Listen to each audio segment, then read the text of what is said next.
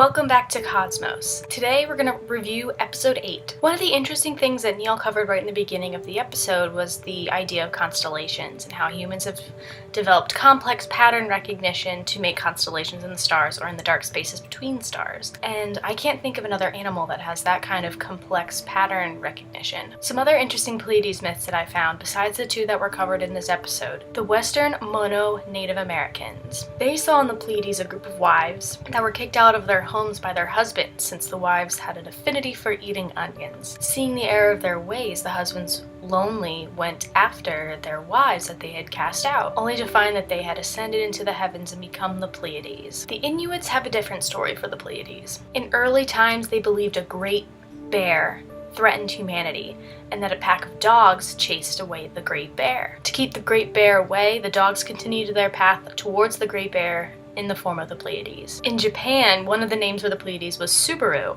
which means gathered together. That is now the logo and name for the car company Subaru. Next, we learned about the Harvard computers, led by Annie Jump Cannon, a disabled female scientist who helped map more than 250,000 stars across the galaxy. She was assisted by Henrietta Swan Leavitt, another disabled woman. I wonder why we haven't heard of any of them. Maybe because A, they're female, B, they're disabled, and C, Pickering probably got all of the credit due to the time period in which this all took place. Women weren't really smiled upon in science. But Annie Jump Cannon indirectly figured out the temperatures of stars and organized them into groups. The person who did figure out the temperature was Cecilia Payne. And it's awful that she was made to, at first, back down from her discovery because it seemed ludicrous and against what her professor believed. Stars are mostly hydrogen and helium, as Cecilia Payne discovered. But at least once her teacher figured it out, she did get the credit she was deserved. The last topic that really